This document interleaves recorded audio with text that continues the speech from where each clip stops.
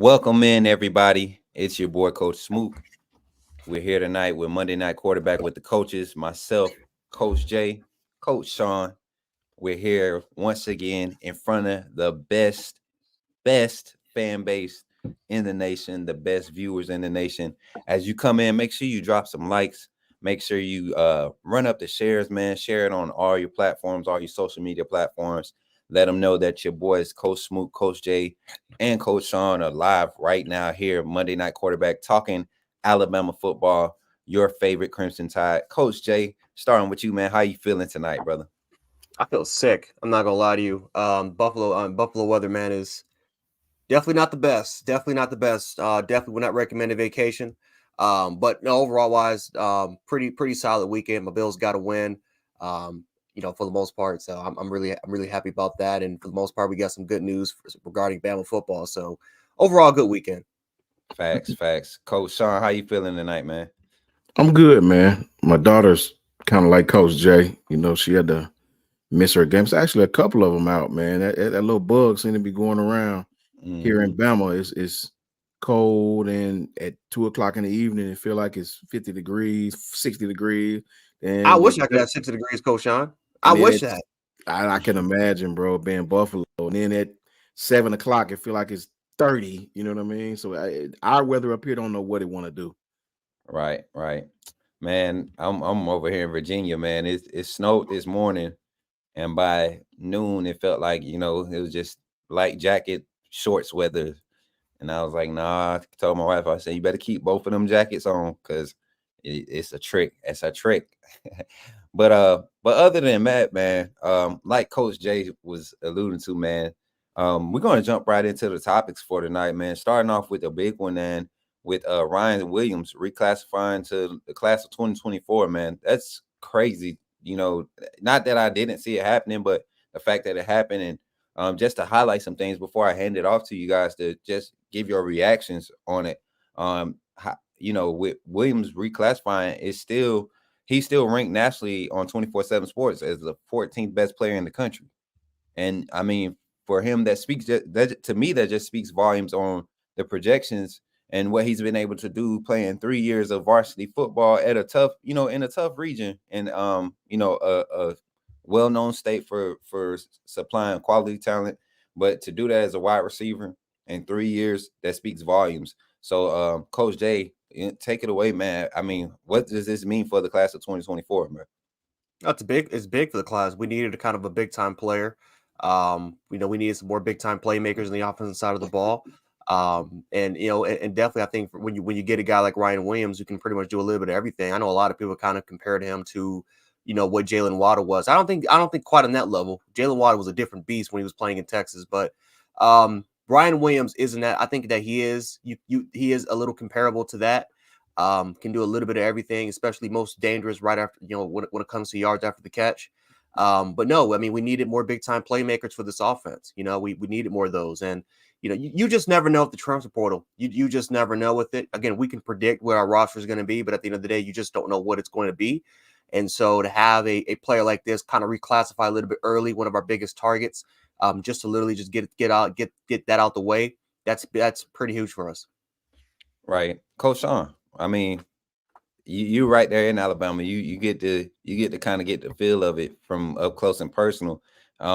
What's your reaction to it, man? Man, it's big. Watched him and Jalen Mbakwe go head up with each other, and it was an awesome sight to see. It was on television here, and that kid, man, he's something serious, man.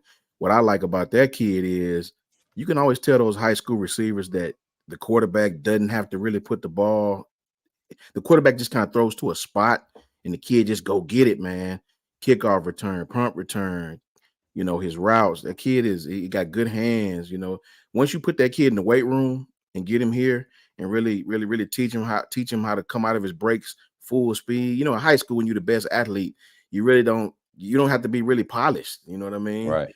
But you get that kid on campus and get him in the weight room and sharpen him up a little bit. That kid gonna be dangerous, man. Him and Jalen Hale and all those young receivers we got. Look I out, mean, man. and I mean, they're walking into a situation where they don't have to be the guys, but they're going to have opportunities because we see how Tommy Rees likes a nice depth of rotation as wide receiver. You see every game we've seen at least 7 receivers on the field, different in that rotation. I mean, you have your primary guys in Burton and Benson and Bonds, but you see Kendrick Law, who got exceptional amount more reps. Kobe Prentice started getting more involved. Jalen Hale got involved early in the season up in Ole Miss game. Um, Amari Nee Black being put out in that slot position, playing that hybrid tight end role early in the season. We even saw Ja'Cory Brooks get his opportunities early in the season. And I mean, that's 7 receivers right there. And you got to think guys like Emmanuel Henderson are going to be still fighting for spots. I forget the other kid's name that's coming in. French. That's behind. Yeah, French.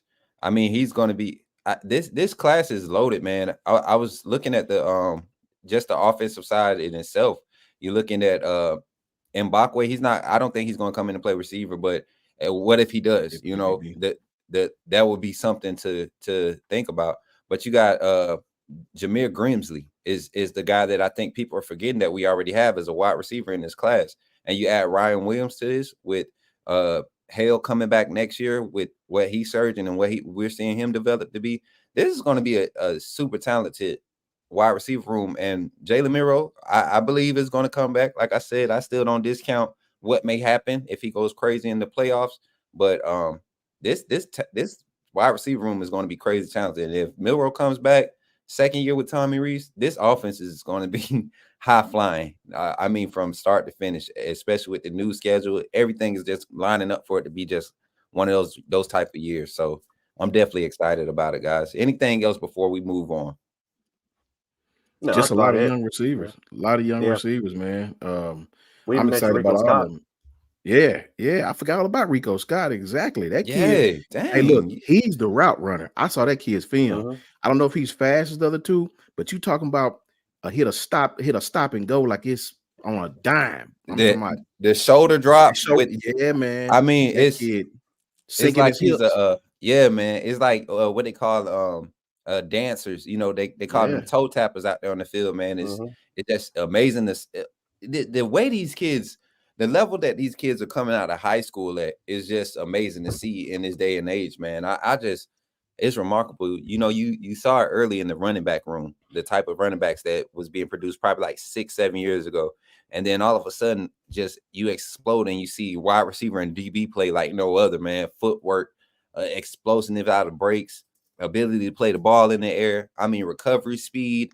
I mean, just all these things are being just poured into these kids at the age of 11, 12, 13, and it's crazy to see what that type of work and effort gets you. So yeah, man, let's jump into these super chats before we go on. I think we got 2 or 3 from our boy Gavin Kane, man. He started off with the 199 Millionaire super Gavin. chat. 99 Gavin, baby. He says, bros, how about Mbakwe and Ryan Williams? Ooh, they elite. Bro, I mean, you just got to turn on the film. You don't have to say much about that. Definitely agree with that. Gavin Kane with another 199 super chat says Ryan is so much like J-Mo, it's crazy. I feel like he's a little bit more aggressive on the ball than Jameson Williams. Jameson Williams, my only problem with J-Mo, he used to always want to catch the ball like this, instead of attacking it with his hands. And I see Ryan Williams go up for them post routes, them deep post routes. He don't go with he's attacking the ball. He's not worrying about, he has the ability to just adjust his body in the air to protect himself. The kid is relentless, man.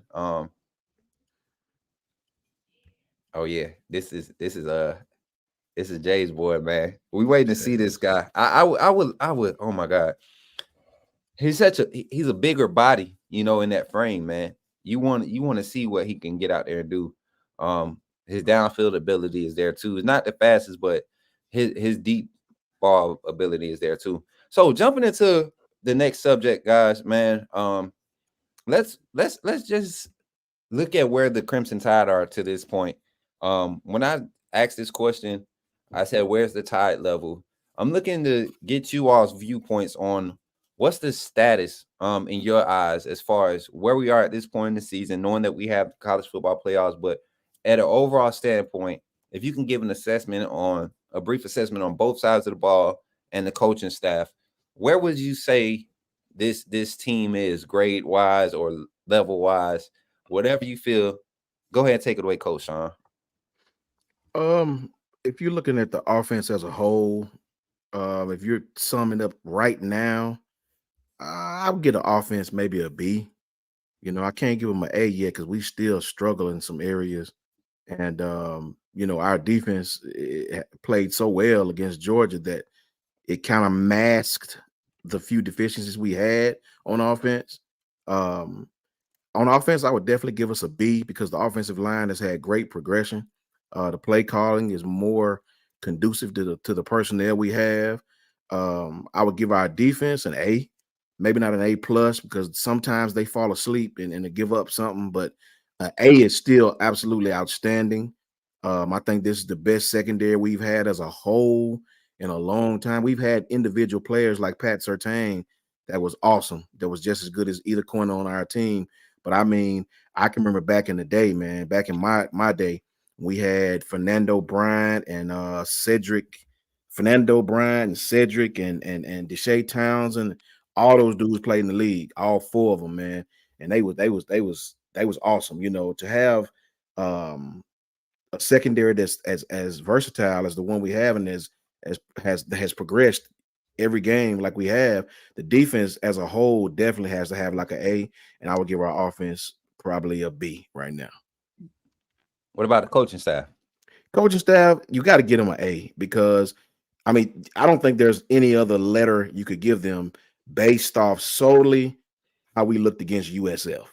If you go back to USF, I know Jalen didn't play that game, but if you just see how we looked and the more I watch that game back, man, the more I really think, and this may sound crazy, you would have to have played to understand what I'm saying right now.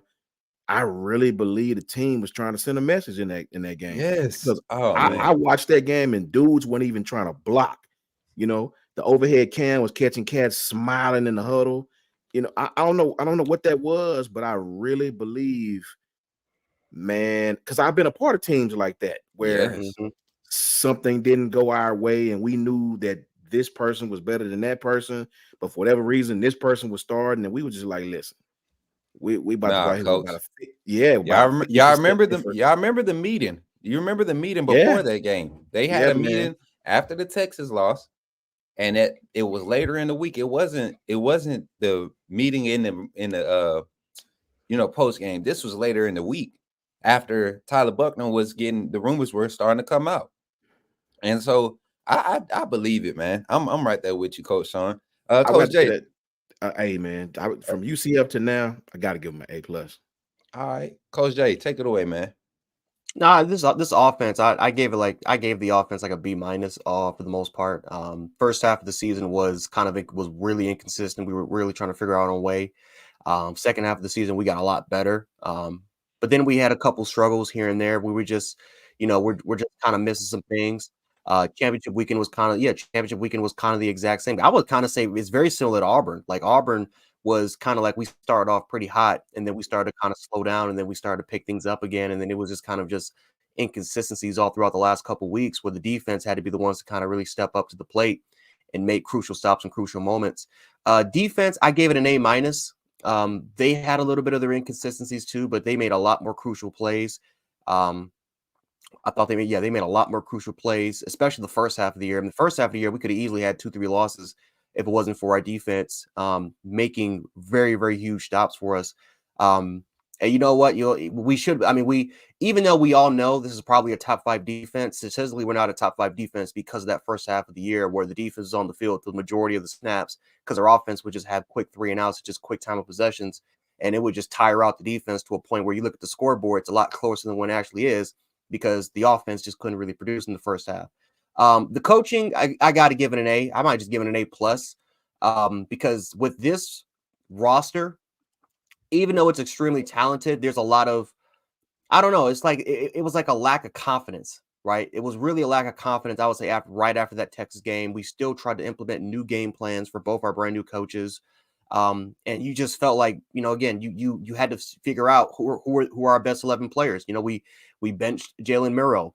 And honestly, I still believe this to this day. I thought, again, Coach Saban did it to really send a message. I think Coach Saban did it to show the media and really, I don't know if there were players that that didn't really believe in Jalen Miro. That's a possibility. Trust me. I think we've all played. We've been in situations where certain players will just simply call a player trash, even though they got to play with them, that's how they feel. So, we had some rough experiences here and there, but overall wise, for this coaching staff to do with this roster and to get this team to the college football playoffs and to potentially go ahead and compete for another national title was absolutely unreal. Because I thought this was going to be the way that the season was looking earlier, it looked like it was going to be a 3 to 4 loss team. I predicted it was going to be a 2-loss team. It looked like it was going to be a 3 to 4 loss team. And the fact that this team was able to kind of overcome the adversity that they did, you got to give a lot of that coaching staff credit for getting these guys to really believe and buy in the process. Not just buy in the process, but they got a lot better towards, competing with some of the best teams in the SEC, especially beating a team like Georgia. So got to give this coaching staff an A+. Yeah. And to round it off, man, I'll go there. It's crazy that you all were highlighting just a lot of the same things that I was highlighting throughout the season. Just development was a key thing for me. And when it comes to that offensive side, I think you take into account Tommy Reed's first year under Coach Saban calling plays, adjusting to a new offense. He did not have the luxury of bringing an offense over. He didn't have a scheme that he brought over. He was brought in to run the offense that Coach Saban has allowed to be established throughout the years. Basically, an extension of what Lane Kiffin, Steve Sarkisian, Mike Locksley, all those coordinators before him have added to this offense, and he had to figure it out. So for that reason, that's why I would give him a B+. I'm leaning towards that 88, 89, B average. Because just how they develop. Now, the inconsistencies, they kept, popping their heads, but I saw adjustments being made as the season went along. Early on in the season, he would ride something and try to force things until it got to the point where we were get behind against Texas, where he evaded the run too much. The protection just wasn't there, and he never got back to the run game, even though that was the most productive thing that was creating the openings for the pass game. So, but you saw him adjust throughout the season. So a B+ for Tommy Rees and the offense as a whole. With the growth on the offensive line, I think we forget how bad they struggled early in the season, and to see how they played against Georgia was just amazing. I mean, you just gotta tip your hat to Eric Wolford and that offensive line group, man. The wide receivers making clutch catches all season. There was times where Jalen Miro was late on passes and receivers just made receiver plays. Tight ends, key blocks on run plays. Running backs, Jace McClellan's key catch, on the short throw to seal the game against Texas A&M. I mean, so many big moments that offense just produced this season. Yet inconsistent. So yeah, B+. Defense, A, man. I mean, straight flat. Only reason it's not an A+ because of the things you all highlighted. Won't go deep into that because this defense exceeded my expectations. Even though they had Kevin Steele, the experienced coordinator, a lot of young talent being thrown on the field. Caleb Downs exceeded expectations, played above. I knew he would be good. I didn't think he would be great. I didn't think he would be, top 3 safety as a true freshman in college football. Did not think he would lead the team in total tackles. I mean, this kid just came and just blew college football's head off, with his performance on the field. So, I mean, it's an amazing thing. And for the coaching staff, I'm right there with you all to do what they did with this young group of talent, this mixed group of talent. A lot of young players being thrown in the key roles, the way they were able to develop. Robert Balla, hats off to him in his first year as a positions coach on this level. Coming from where he came from, not a very big university or very, very big program, but he brought energy. You saw it on the sideline. Hats off to Freddie Roach and inserting the defensive line rotation and trusting, the development for Jaheim Otis at defensive end. I mean, just so many things this team has done because of his coaching staff. Definitely got to give this coaching staff an A. And that's my assessment, man. looking at the chat, man. Any comments y'all seen that kind of, you want to? I see Tom Milrose says the offense as a whole a B, but it has potential. Yeah. So we all in the same ballpark when it comes to the offense, I think. My boy Hennessy De Niro still talking about the SEC championship game, man. And I watched that game like 5 or 6 times down there, and it's just, if Jalen Miro was calm, man, we up by 20. I think it should have been like 28-7 at the end of the first quarter, because that's how many just open looks he just was not seeing. But I think he's gonna learn from that, y'all. I really do. This kid is gonna be something special. My boy Chief 18 says defense 8 B plus. Shout out to Chief 18 Wheels, always in the chat, man. Also Travelpreneur Sports, I seen you in the chat, man. Shout out to you, brother. Shout out.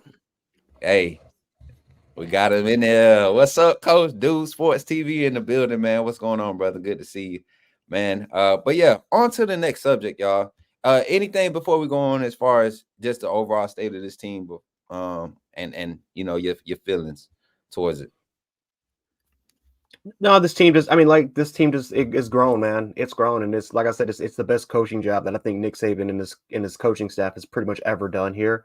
And yeah, hopefully we can just try to keep it up. I mean, I think we're gonna have to play our best game, obviously, against Michigan. They're no joke. So right. Hopefully we can get that going. Right. And before we jump into that matchup against Michigan, let's remember the season. I want you to pinpoint a game, man, that you just you felt like Alabama had turned the corner. And finally had caught their stride. Let's break it down. Let's go. I'll take the coaching staff. Coach Shawn, you take the offense. Coach Jay, you take the defense. Coach Shawn, at what game would you say you felt like the offense caught its stride and just we found our identity offensively? For me, it had to be the LSU game. And I'll tell you, the Ole Miss game, we struggled for 3 quarters. We still won the game. But if you remember the Ole Miss game, I think it was like 7-0 or 7-6 at halftime. The Arkansas game, we struggled. The Tennessee game, we played a half. We the first half we looked awful. The second half we sort of put it together. That LSU game for me is when we really came out and the offense actually done things that made sense with the quarterback we had, with the personnel that we have. The passing routes made sense. The blocking schemes made sense. The run pass ratio made sense. Jalen Miro's legs made sense. Everything sort of fell into place offensively to me on the LSU game. Right. And just to highlight that game, man, and Jalen Miro, his passing was 15 of 23 for 219. He didn't have a passing touchdown that game, but he did use his legs, and that's when he had the 4 rushing touchdowns. So, I mean, I would have to agree, man. That's when we really found our identity. The run game, Jalen Miro being implemented in the run game was definitely key to this offensive success. In games where we saw consistent offensive production. Coach Jay, with the defense. Before you go, Coach. Go ahead. Last thing, Tom Miro's right. The Kentucky game was really a good offensive game too, but I was more so speaking of playing a team that really challenged us, where we was going to have to score. You know what I mean? That was the first game where our backs was against the wall that I really saw us really, when we have to score, we scored, So that was it for me. Right. Yeah, totally agree, man. I would definitely rate LSU. Coach Jay, for the defense, man, what game, man, did you feel like we turned the corner? You know what? I'm going to sit up here and say the Texas game was the game we turned the corner because that was the game where I absolutely knew where I'm like, if we have just a semblance of offense, this is a top 5 defense in the country. That defense literally worked with an average of 60 yards for field position, which is not that good at all. I mean, for the most part, Texas in the second half pretty much was damn near at the 50 almost every single possession. And again, we'll take a look at the scoreboard and say we lost by 10 points. Guys, we stopped 4 fourth down conversions, and 3 of them were in the red zone. Mm-hmm. And they made so many crucial plays and crucial stops. And that was also kind of the game where you start to see a lot more of the backups. The following game started to get a lot more in the rotation because we really started to see who could kind of hang with teams like Texas and really who couldn't. That was kind of a game where not the next game, but a couple games later, Tim Keenan was inserted into the lineup, and we see how important he kind of is. We kind of see that Trez Marshall started to lose his reps slowly. To players like Quindarius Kendrick or Jahad Campbell. But overall wise, again, that was a game that we needed that game to learn, because that still is, in my opinion, the only team that we played against that gave us just an overall balanced look of just weird exotic run designs and just these overall pre-snap motions and a lot of just tons of misdirection, and especially with their receiving core, with the combination of size and speed, like that's the best receiving core probably top to bottom that we've probably faced against. I know a lot of people may say Ole Miss, some people may say LSU, but I think top to bottom with simply just 4 receivers, because you got to include, you got to Tight include end. yeah, JT Mhm. Sanders. Well, he tore us up for about 100 yards. The fact of the matter is that the fact that we held that team to 13 points for the majority of the game into the fourth quarter, and by that time the defense was already tired because they played over 30 snaps in that third quarter alone, Yeah, which is yeah. absolutely unheard of. That defense was exhausted by the time we got to the fourth quarter. But no, that was the game that really showcased to me that, okay, yeah, if you just give us a semblance of offense, we could have blown this team out. And there's so much evidence around it. I mean, because after that game, that's pretty much what the defense was, right? You look at the South Florida game, you look at the Arkansas game, you look at even the Ole Miss game. That first half of the season was simply our defense playing the majority of snaps, working with terrible field position, and somehow in some way, yes, they're letting points on the board, but again, people are not looking at the full picture. People are not, they're not taking in the context that our defense is working with terrible field position. And it's just a miracle that these teams haven't even scored more than that, especially when we're still trying to figure out the defense. So overall wise, like I said, it's sad that this defense is not top 5 statistically. I mean, these players don't care, but I do care. It's sad that, because this defense deserved to be top 5 ranked in the country, and instead we're going to be talking about how Iowa is all of a sudden a top 3 ranked national defense in the country and how it's better than Alabama statistically. When we all know the reality of the situation, that's not completely true. So the Texas game showcased to me a lot, even though we lost that game. You got to give their offense, Steve Sarkisian, Quinn Ewers, a lot of credit. Tore us up. I mean, he's looking like a Bama killer, but that defense really showed me that it has a lot of potential and a lot of growth. And pretty much, you saw the offense get better, and what happens? Our defense is showing up, and they've came and made crucial plays and crucial stops. No one, after that game, I think all 3 of us said after that game that Terran Arnold looked like he was going to be a first-round pick. And everyone, and a lot of people in this chat, I'm not going to call any names, you're here, but a lot of people in this chat said that, nope, that dude's a bust. That dude doesn't belong on the football field. You need to put Troy Amos in the game. I'm like, no, what are you looking at here? I mean, he's not the one that's giving up the plays. Matter of fact, he's the one that's actually preventing the big plays. But yeah, I mean, we kind of look back at that game, and yeah, Terrion Arnold probably gonna go in the first round. Kool-Aid, we all know Kool-Aid. We also look at too. Caleb Downs had his worst game, but he also had a lot of really good moments in that game that's going to be overshadowed. But what happened ever since that game, he's really not been burnt a lot. The Auburn game was pretty much the only game where I can think of where he got really burnt. So no, I thought the Texas game was definitely the game that I thought was a turning point for this team. For me, with the coaching staff, I want to say Texas A&M game.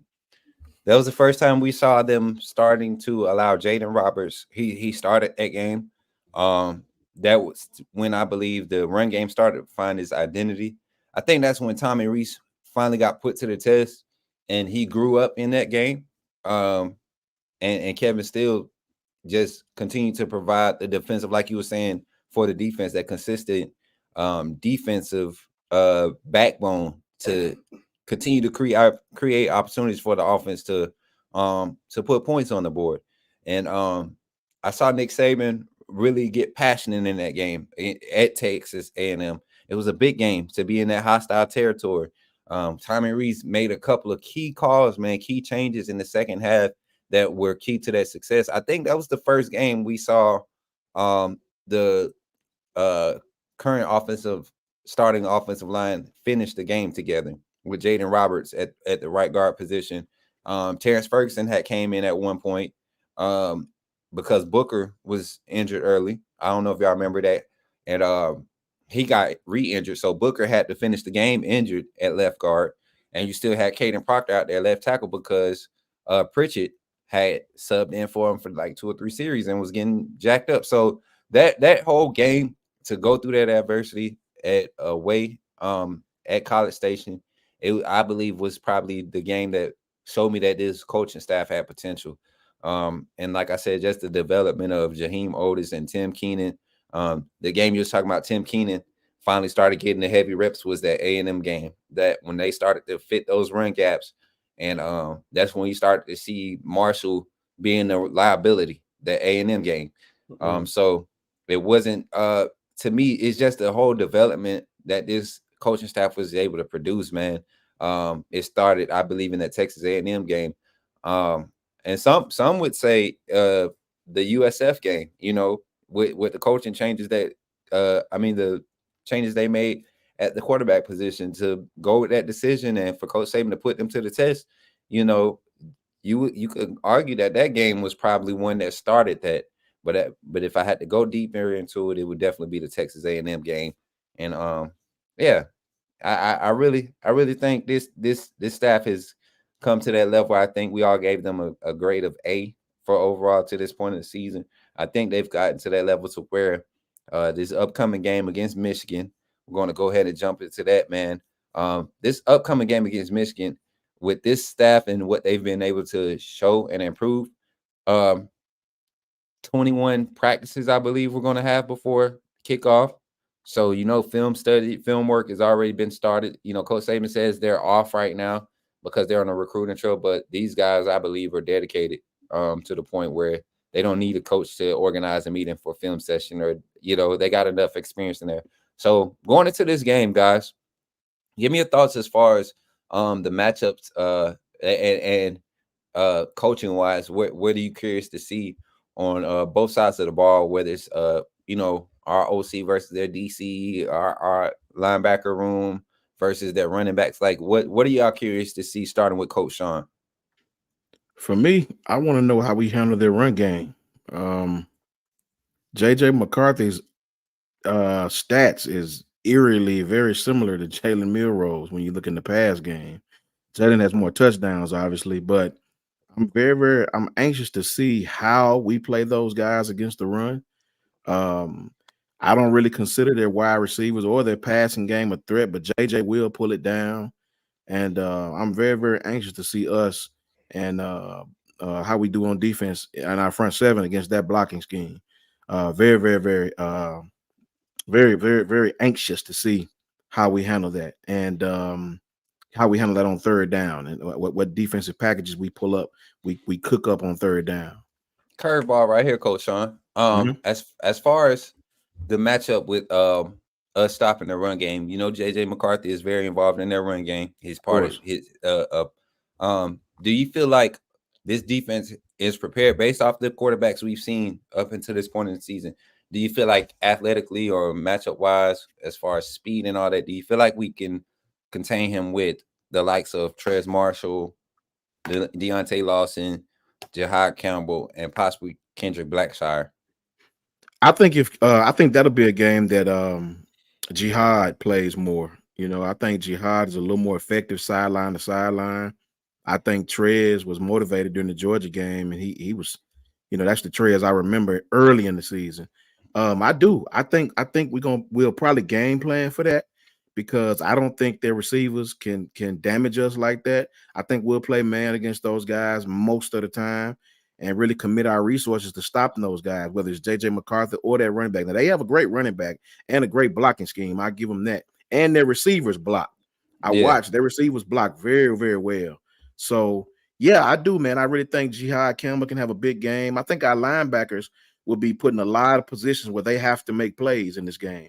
And our defensive front needs to be very active against a physical run game that Michigan proposes. All right. I feel you on that. And I think I'm going to toss it to Coach Jay, too, to even comment on that.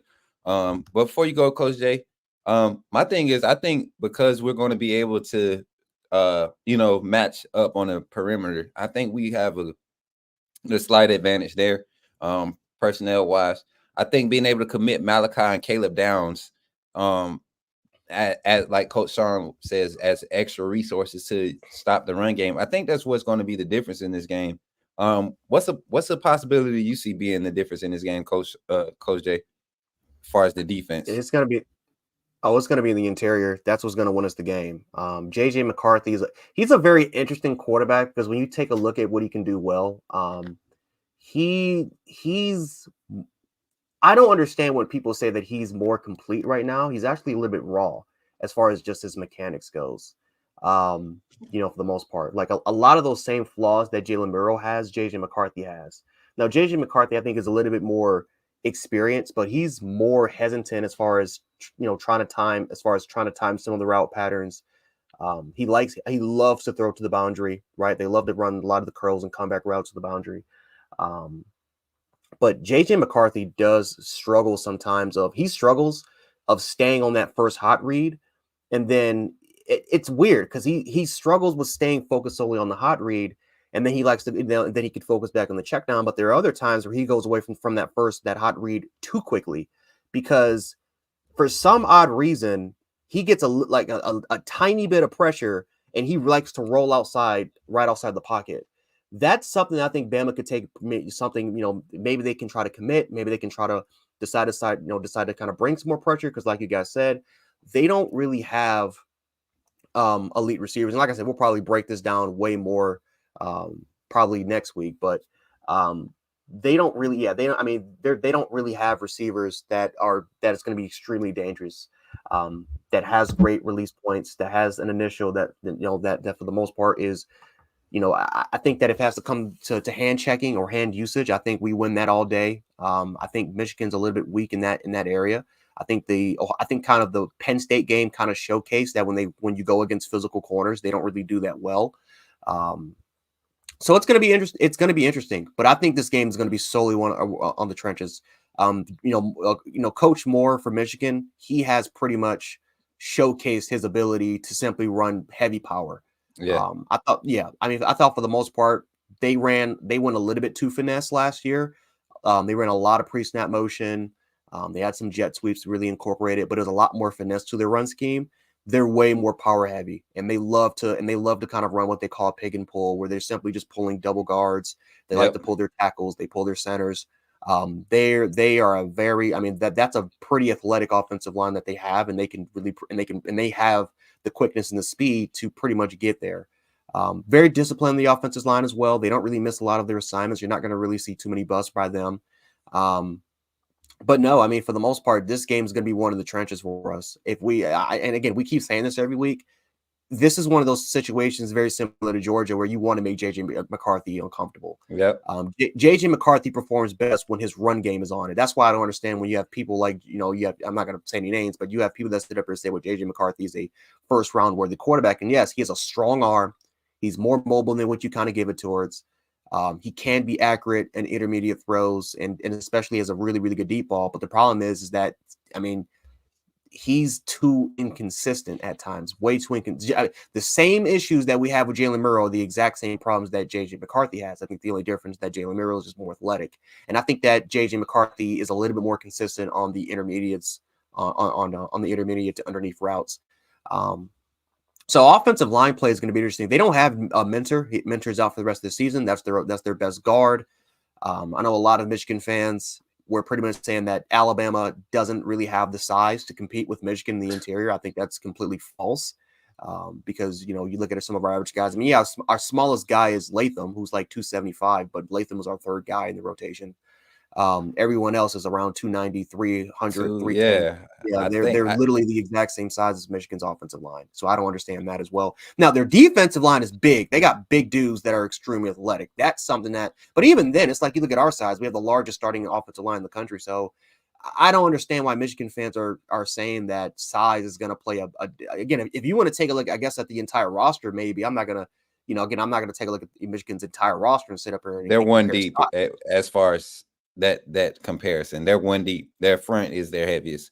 They don't go, our offense line goes, I think 7 or 8 deep, 320 plus. They love to rotate. They love to rotate, but for the most part, they never really want to be against a team that can spread them out. Even Ohio State with Kyle McCord, he doesn't have the ability to be to really be that much of a danger as far as spreading that ball out. And very similar to, I always compare this Oklahoma and Texas, how Oklahoma was very undersized versus Texas, but Oklahoma still were able to just pretty much do what they wanted to do because they spread that team out. They made Tavondre Sweat tired, and they pretty much kept them off the field. Very similar to what we did against Georgia in 21. Yeah. They never really went against an offense like that. Not Penn State, not Iowa, not Ohio State. Maryland was the only team, was the only closest team to kind of play like that.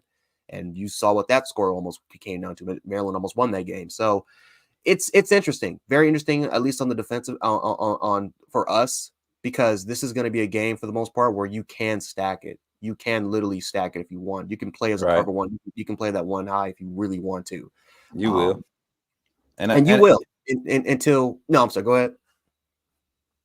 No, I was just agreeing with you because this is the type of game I think Jalen Key will be more comfortable, since we're talking about the defense side. I feel like this is more of his type of one high look type of play, being able to play really the robber position and split the field based off the weak side, strong side look.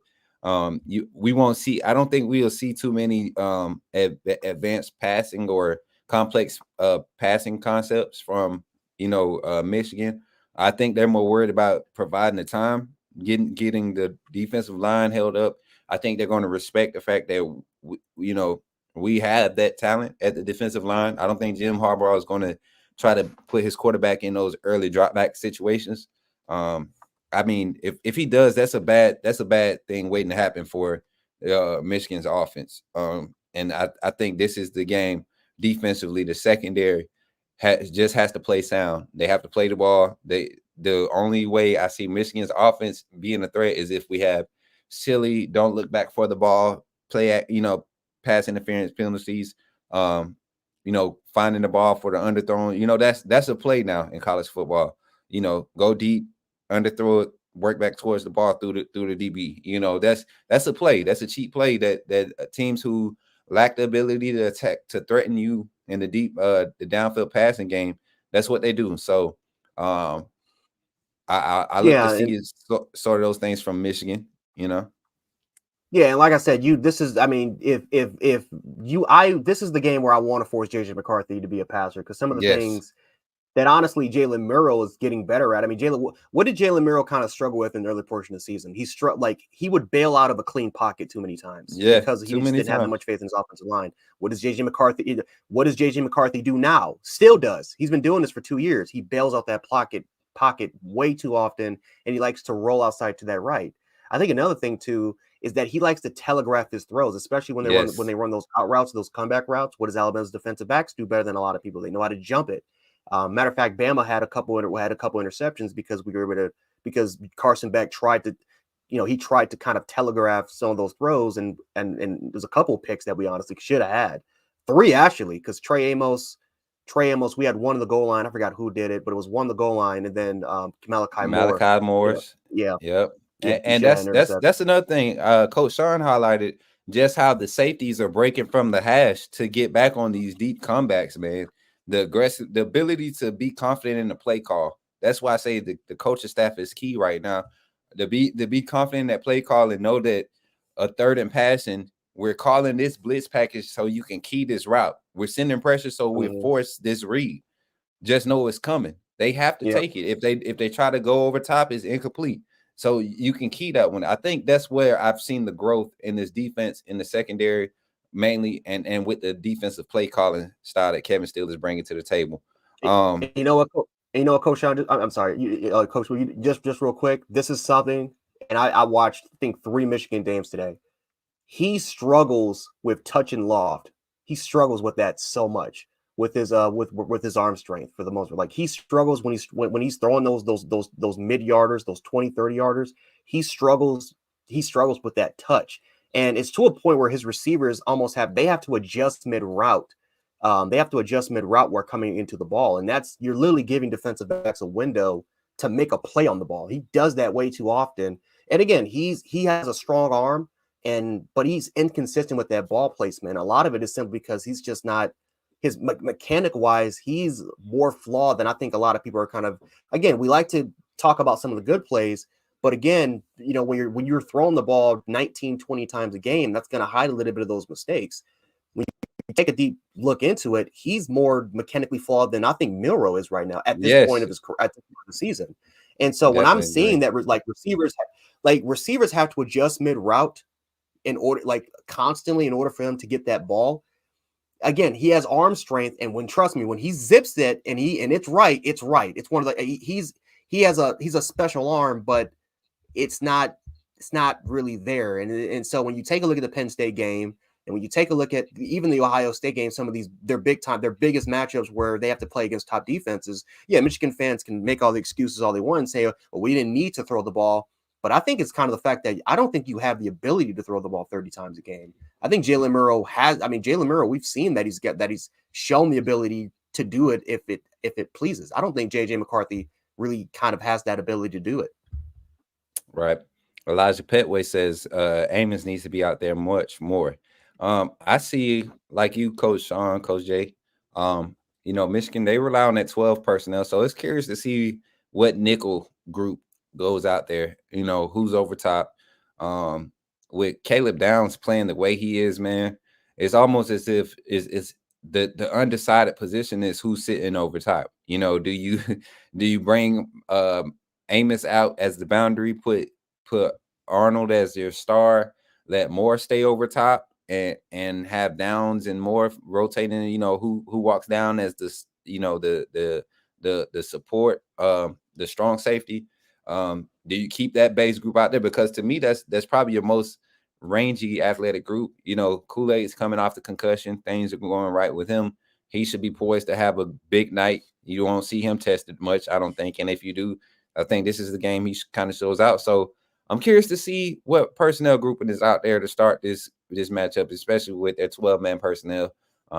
They definitely like to run the ball. So I'm curious. I'm more excited to see the aggressive nature of what this Alabama defense is going to bring, trying to establish that physical dominance early in the game. Shout out to the Big 214 in the chat, man. We haven't forgot about you all in the chat. Running through the comments, I'm looking at our guy James Richards, our closet Alabama fan representing the Georgia nation, them Bulldogs. Hey, shout out to you, brother. We appreciate you for pulling up again tonight, man. Michael Roden, shout out to you, man. Alabama got some big men in the defensive line. I mean, I don't know what roster Michigan fans are looking at, but there was a tweet comparing the size of our rosters, like a big time Michigan guy. And they were all of them were in the comments were like, yeah, we have the size to match up with Alabama. We should be beating them in the trenches. I'm like, what are you guys looking at? We have the largest offensive line in college football, and our defense literally has an average ranking of 305 pounds. I don't know. Coach Shawn, this was something that you highlighted about the Georgia game that almost was costing us if we didn't have the type of linebacker play from Trez Marshall, with Jalen Key maintaining his support run gaps on that second and third level. Do you agree with this comment? You know, that's going to be a key factor. You think they're going to be able to get to that level that much? And if so, does he have the time and space now with the amount of practice and stuff that is going to help him? You muted, brother.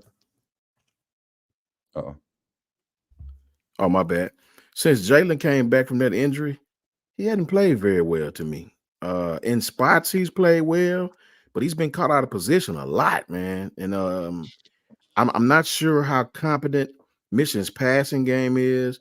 I personally think Jim Harbaugh has no choice but to run McCarthy early to get us off balance. We know what the running back can do. We know what the base offense can do. I feel like he's going to run the quarterback early to try to get us off balance. I feel like he almost has to. I was looking at Eric D's comment. Eric D said Michigan hasn't played one team that's close to us with talent on defense, the defensive side of the ball. I would say, Eric, with respect, Ohio State is very talented on defense, man. They are. They just talented on defense too. Yeah, they just not very exactly. They are extremely talented. They're just not versatile. They do one thing and they stick to it. You know, I watched them at halftime. They don't adjust very well, and maybe they don't have to in that conference. Maybe they don't really have to adjust a lot in that conference, man. So Michigan, the power sets and the power things and loading the box, they've seen that 1,000 times, right? Gap integrity will be absolutely imperative. How our secondary plays the run game will be absolutely imperative. The defensive packages on third down would be absolutely imperative. Those things, I don't think they have seen an offense that can challenge them in as many ways as we can, right? But as far as the power game and the loading the box to stop their run, that's all they see in that conference. That's all they see. It's just Ohio State. To me, they even when we played them, they never adjust well. They got one thing they do and they stick to it the whole game. Because after Devontae had 100 yards in like 5 plays, you would have thought they would come out of that 4-4 or whatever they was in, but they stuck No, to it. sir, they stuck to One it. safety high. Like, what are you doing? This dude gonna have 250 at halftime if you stay in that defense. And they stayed in it. They didn't come out of it. So, Oh my God. right? Yeah. So I would respectfully disagree a little bit, but I think the adjustment is what's the biggest deal. Right. But to transition to the other side, we got a super chat. My guy Will with the $9.99 super chat says, "Great show, guys. Y'all bring it. I think we could run the ball on them." And that segue into the next type, the other side of the ball. We talked about the defense, how we match up, our going into this game, our feel for it. Offensively, I lead it off, man. I think this is the type of game where the consistency in the pass game is going to be important to maintain the balance. The run game is going to be there, but in a game like this, you have to spread the ball out early to get the whole offense going. That's especially for the offensive line. Like you said, they have a sizable defensive front. The guys are big. They're athletic. You want to mix up how you attack them. You want to attack them head on early, see what the push is like. We want to be able to spread it and make them play sideline to sideline. So I think Jalen being able to see that initial read, that first read, to get the ball out quickly, to get those guys turning around, getting upfield, chasing down tackles, chasing down plays, get that going early. The consistency in the passing game for me is going to be there. I think the pass pro should be stout. But once again, I think the performance against Georgia just showed me a lot with Caden Proctor and Tyler Book on that left side, how they've straight up passing off protection, not allowing leaks in even securing in the run game. That how they secure the left side in the run game. A lot of key runs are, with the jet sweep and everything, are run to that side for a reason. And even, the right side with Jaden Roberts being inserted, is just the physicality has been reestablished, and I'm curious to see this matchup. I'm excited to see it, and I think that's really going to be key to protection and how consistent the pass game can go.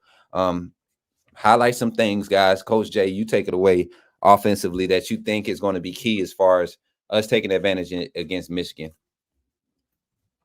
I think their edge rushers, they don't really have great edge rushers. They got good edge defenders. So I think that if we try to run outside the perimeter, that's kind of one of the things that they can do well. They're because of how fast because of how disciplined their edge rushers really are, and how fast and really how disciplined their corners and safeties are when it comes to coming up. Rushing outside the perimeter is going to be one of the more difficult things. Now, Jalen Milroe's escapability and his usage in the run game, they've never faced anything like it.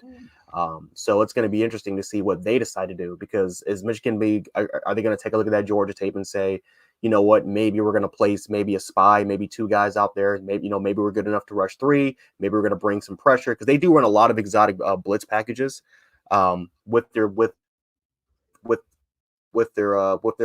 inside linebackers. And that's simply just because of confidence. Like against Iowa, they just stacked 8 or 9 dudes in that box, and that was simply it. They just played cover 1 high, and you had like 8, 9 dudes there, and that was it. Against Bama, it's going to be a different animal. You can't really play like that type of style. Now, I will say this: their interior is for real. I'll give that. That's the best interior as far as just a group of collection of guys, probably that we've seen. I would even say better than Georgia, because Georgia, even though they have a nice rotation, they have guys that can go in there and make plays. Michigan's, I think, is just a different beast. Chris Jenkins is going to be a first-round pick. Chris Jenkins is pretty much the Byron Murphy of the Big Ten, and he's a nasty interior pass rusher that has strong hand usage, great placement. For the most part, extremely strong, phenomenal technique as far as using those pass rushing move sets. I mean, he's a beast. It's going to be interesting to see what happens with the rest of those guys, because then you look at guys like Rashawn Benny, you look at Junior Colson, you look at a Jalen Harrell, like you look at some of those guys that they have, and that's where I think we're, for Michigan fans that want to sit up here and say, hey, we have size. Yeah, you do. You have a lot of size in that interior, but your edge rushers, very disciplined, but they're not great. Very similar to Georgia, in matter of fact, they're just very disciplined. Your linebackers are kind of the exact same thing. They're not, they're not really as athletic compared to what we have. The secondary is going to be also a strength. I like Josh Wallace. I like Will Johnson. Those are two guys that could battle out as well as being first round picks. So I think for us, what we have to do is, this may be a very similar game to Georgia where we may not run the ball well. Like, this may be a game where Jalen Murrow has to throw the ball. Very similar how I said for JJ McCarthy, what we want to try to make JJ McCarthy do, that's what Michigan will probably try to make us do, is to force Jalen Murrow to be a passer, because, they think that Jalen Murrow is prone to make mistakes, especially because he's missed, let's be honest, the last couple weeks, he's missed a lot of wide open reads. And is Michigan going to take a look at the film and saying, okay, if we can just get to him at time, he's not gonna see these reads. We can get to him and just absolutely just send an abundance of pressure. So it's going to be interesting to see what happens. Again, I think that for the most part, our receivers, we have a much deeper receiving core than Ohio State does. I think we have a much deeper receiving core than what Michigan has seen all year. So that's going to be interesting to see how Time Breeze could dial up and see how we can kind of throw that off and get off guard. But Jalen Murrow is going to be he's going to be a top key player. He's going to be very key in this, only because of his ability to run the football and throw, something that they just haven't seen all year round. They've pretty much gone against statue guys. The only really guy that wasn't a statue was the kid from Rutgers. And, we all know how that, he can't even throw the football. So, right. It's interesting. It's going to be interesting to see what happens, but this is going to be a game where I think if you're both defenses, you want these quarterbacks to throw. And this is why I kind of went back earlier, is that the fact that Michigan didn't really let JJ McCarthy really throw the ball against these type level defenses could be concerning. Because yes, JJ McCarthy made plays. He made plays, but he didn't really beat them. They didn't really win the game because of their arm. They won just because of a complete effort and really because of their rushing game. Let's be honest. Their rushing game and their time of possession is what killed a lot of these teams. Bama's one of those teams that they can beat you at controlling the clock. They can beat you by pretty much scoring in a hurry. Matter of fact, against Georgia, that's exactly what we tried to do. We didn't try to control the clock. We tried to literally end the game early with pretty much just throwing it and just, and again, we kind of paid for it, especially in the third quarter with quick 3 and outs. But for the most part, Bama can kill you and they can kill you with 1,000 cuts. I don't think Michigan has the ability to present that offensively. So this may be a game where, again, Michigan want to force Jalen Murrow to throw the ball, but it's kind of very similar to A&M, where it's kind of like careful what you wish for, because you may get that from us. Right. Catch that super chat, Coach J, Coach Smook, from Crimson Blood. So we got super chat from Run the Table Sports TV, says that's just what the hell we want them to do. We play better when the hate is on. Please underdo us, please, like Eddie Murphy say. I seen another one. I thought we had Crimson Blood, $10 Crimson Blood. Yeah, just came. Yeah. Is Michigan interior D-line better than Texas interior D-line? Yes. In my opinion, I think they are. They're much deeper. Deeper. I don't know, man, because Are they as athletic? Yes.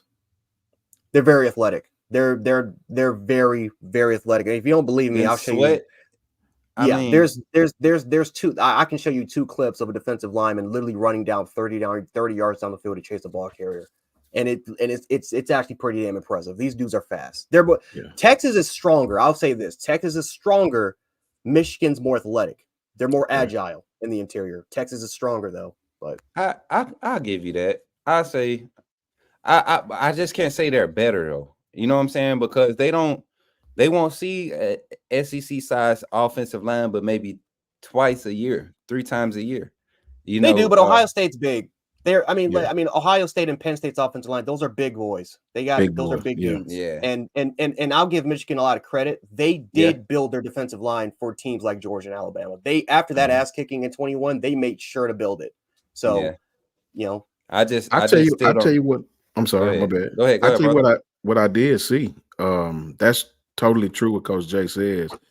I saw Maryland spread those guys out and make them run. Yep. Ran a lot of misdirection stuff, a lot of quick shotgun, quick stuff, a lot of quick passing behind the line of scrimmage. And Maryland was moving the ball on those guys, right? So you can believe our coaching staff is watching that game. You can believe it up and down. And I tell you this too. If Penn State had a logical forward passing game, right? There were holes there to be had, right? They wouldn't stick with the run game. Whenever they had some positive play, they would abandon it. It's like they played right into those guys' hands. I don't know what offensive game plan that was. Like, I really didn't. It's almost like Penn State's offensive coordinator came from Michigan's team or something. I don't know, but I don't think Michigan is going to be stressed, or they hadn't been stressed sideline to sideline continuously throughout the game like they're going to be stressed when we play them. I think Coach Jay's right. They're very, very strong. We might not be able to run the ball consistently, but I think we're going to try to keep them off balance. A lot of Kendrick Law, a lot of Isaiah Bond, right? And late in the game, those things are going to open up passes down the field. Michigan's going to have to pick and choose what they want to do. Do you want to stop Jalen Milroe from throwing deep? Do you want to play that same defense defenses have been playing of late? Because of late, like Georgia, let's stop him from throwing deep. We can handle him up front. Let's not give up the deep pass, right? You got to pick and choose what you want to do. Convert spies, whatever the case may be. The thing that Michigan and their fans got to understand is Alabama is not Ohio State. They're not limited on offense. They can attack your defense from all different directions. If you take one thing away, there's 3 other things we can attack you with, right? You hadn't faced a team on offense like that. This is a fact. I'm giving you facts. And I really think that's going to come to fruition during the game. Very similar to 2020. We played those guys, very strong up front, very, very physical up front. But the downfield passing game of Mac Jones opened up the run. We threw to open up the run. And Najee had like 100+ yards in that game, easy peasy. So very, very similar. You know what I mean? And a lot of it was on that last drive. They stayed committed to stop Najee. They weren't committed at all to stop the passing attack. That's why I say with Jalen Milroe, you got to pick your poison, because this is not JJ McCarthy. JJ McCarthy has the ability to do it. And the problem is that it's limited. That's why people say that he's played well against top 10, top ranked defenses. Yeah, it's because he throws the ball 17 times, like 16, 17 times. And he's completing like 11 out of 17. He's making throws in big time moments and crucial moments, give it credit. But for the most part, Michigan plays, they just control clock. That's their motto. They control clock and let their defense save on the saber. The problem is you're playing against the Bama defense that is literally faced every sort of offense you could potentially imagine. They're built to stop it, and so it's interesting. With Jalen Milroe, you got to pick your poison. You can try to stop it, but then you have to, what are you going to do? If you're committed to stop the run, I like Will Johnson, right? I like Will Johnson. I like their outside guys. But at some point, you got to pick and choose. They got to pick and choose. And so, whole fact, and that's what I was alluding to as far as just the production side of it. This Alabama offense, rushing offense, actually statistically has improved weekly, and Michigan has decreased, weekly in their rushing offense. I'm just excited to see the matchup, man. I don't think, like I said earlier, I don't think their defensive line is trash or anything like that. They do have a good defensive interior. I just don't think they've been able to see an athletic sizable offensive line like what we're presenting. And then also the blocking schemes that I saw trying to be implemented when we were trying to have Seth McLaughlin reach some of those peelbacks. If we can work that somehow, get that wrinkle worked out, we know how aggressive Seth McLaughlin is as far as leverage when he's able to pull. That's what got him that position. Got him inserted as a starter last year. So I'm curious to see if that blocking scheme is going to play into our advantage. Trying to get those guys off level, not necessarily being able to commit the holes and be so sure, having them hesitant to commit to gaps. But yeah, definitely excited to see that. As we get ready to close tonight, man, I see the look. Where we at? Let's get to the comments, man. These dudes is crazy, bro. Man, hey, bro. Let me say this, man. The truth is in the detail, Ruben Guthries. I like you, bro, because you consistently say the same damn thing. The truth is in the details, Ruben.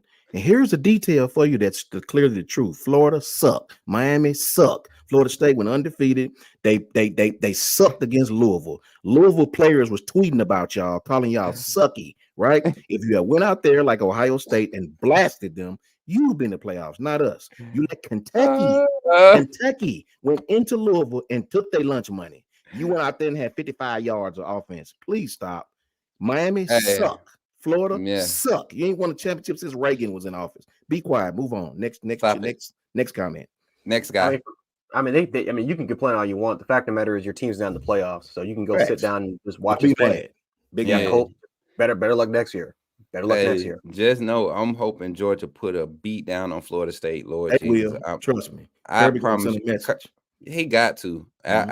I mean, and that's just setting precedence. Now you want to move to the Big Ten. Woo, whoop-de-doo.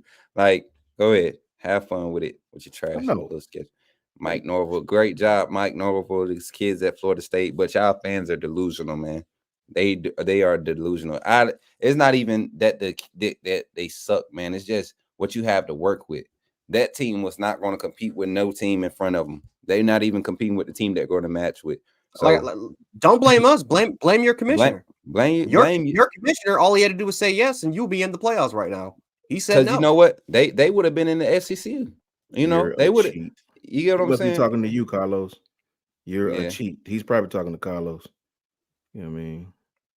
He said you're a cheat. It don't Facts, matter. Eric D.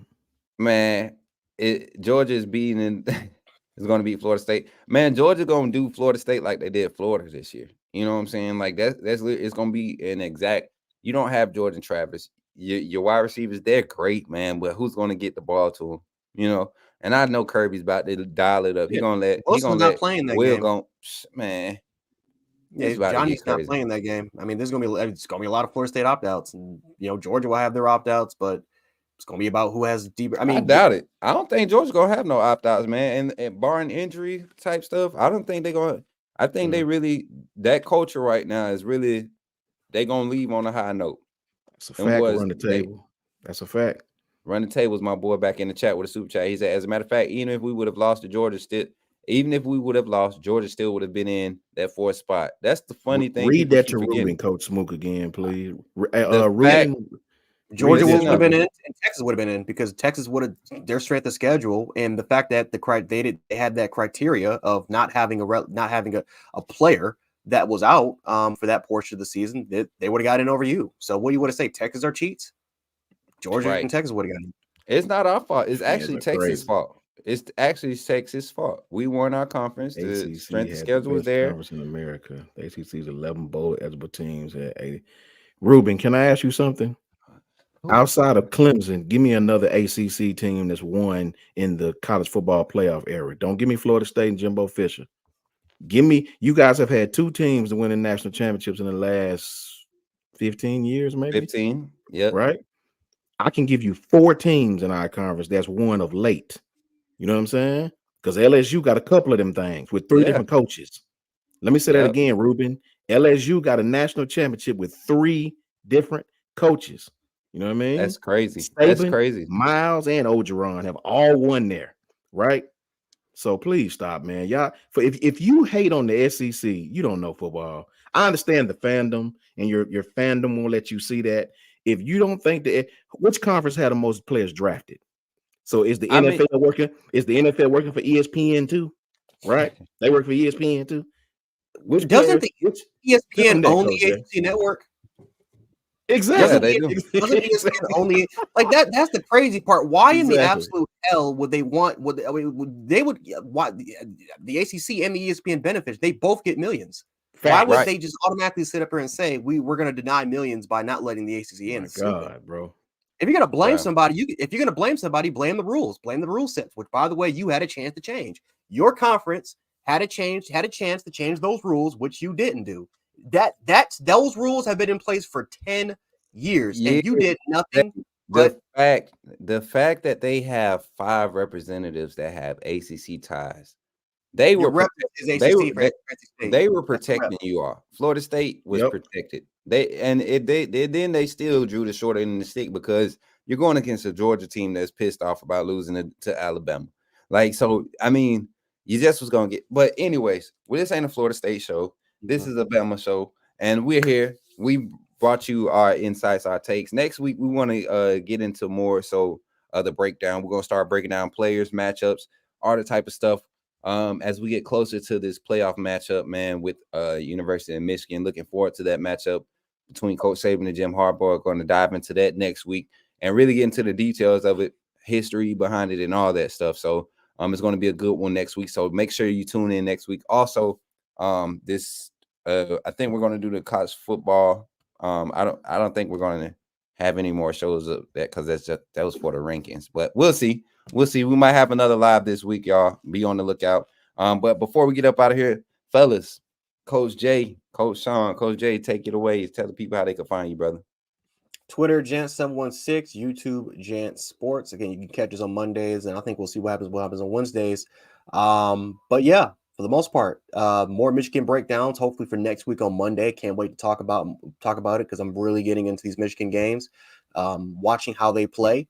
And it's interesting watching how crappy that Big Ten conference is. Their offense, they just have no semblance of offense at all. So can't wait for next week to kind of break down more of this the Michigan Alabama game. Yes, sir. Coach Shawn, tell the people where they can find you, brother. Facts, Prentice Mickens. Shout out Carlos Fulton as well. Ephraim Davis. You can find me at JMHO Sports Talk. Just my humble opinion on Twitter. And right here with the homie Kyle Henderson on Monday Night Quarterback, as well as if we still do Wednesday, but definitely right here on Mondays and on Twitter, JMHO Sports Talk. For sure. And you can always find yours truly at Coach Smook on every platform, man.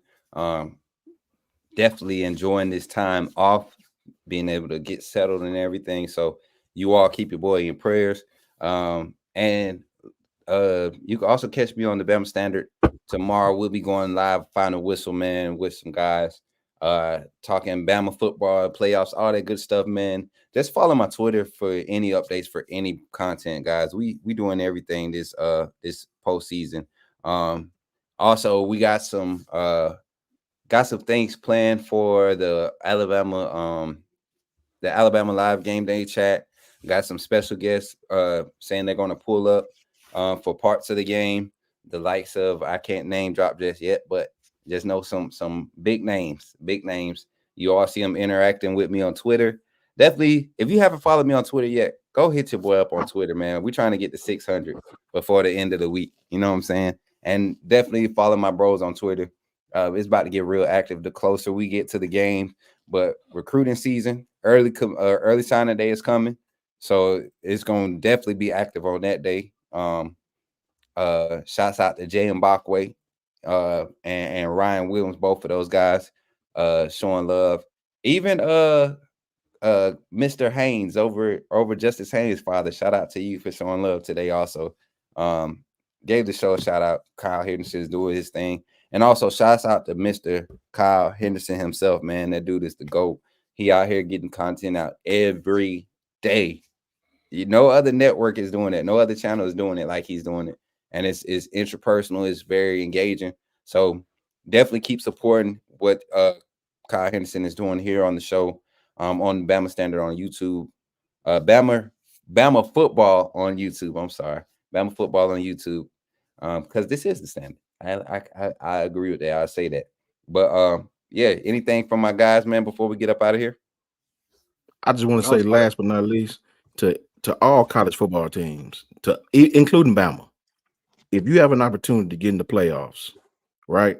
Don't go lay an egg and beat a team by 3 points that everybody else dump truck, right? Because if you do, you have no reason to cry when they don't pick you. The truth is in the details. Shout out to Louisville. Just saying. You know, I mean, don't let the FSU fans hear that, man. You may not think that they beat some of the worst defenses out there by 19 points. Don't let them hear you. I mean, you know, you beat Florida. You beat a true freshman and Max Brown by 9 points. You beat a terrible Louisville defense. You only put 16 points on them. And yet David Pollock, man. That man. David Pollock, Danny Cannell. David Pollock is the reason for this season right now. This Alabama team this year is because of David Pollock. Shouts out to David Pollock, man. Appreciate that, bro. We appreciate you, man. For real. You really, Georgia always giving us these nuggets, man. They always giving us these, man. Shout out to Maryland. Appreciate y'all. To a lady, Tonga Valoa. Carlos. I saw that game. Stop it. Please, bro. Please, bro. Auburn will run circles around Michigan right now. Thank you. They feeling good too after they played us close. Oh my Lord. But yeah, Coach J, you told everybody. Yeah, everybody went, right? We told everybody where to find. All right, y'all. So we up out of here, man. Appreciate y'all for pulling up again. Shouts out. I think we reached 273 was in the chat. So we appreciate y'all for pulling up. Make sure you like before you leave. And if you haven't subscribed, go ahead and subscribe. Appreciate y'all. See y'all next week with your coaches, Monday Night Quarterback. Shout out Jane Richardson from Georgia. Forgot my boy. Shout out Jane Richardson. Dolomite in the chat finally showing up. What's up, my boy? Hey, who else, man? Did we do the super chats? We got all the super chats. Wait, Smook, 10 seconds. You got to get that last one.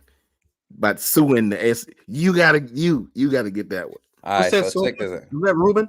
Let Smook get that one. The ACC and FSU needs to sue the SEC College Football Playoff, ESPN, and the Big 12. You couldn't beat the Noles, so you cheated FSU. Get the hell out of here. And that's what we're gonna do. We just gonna get the hell out of here because at this point, I don't even the fact that he believes that. I mean, I think at this point he's just trolling. Nobody will turn on it's fun. We like you, Ruben. Appreciate you. Man. Nobody will turn on a Florida State film from any point of this season and put it up against Alabama, with the way that we play Auburn, the way that we play Georgia, the way that anybody.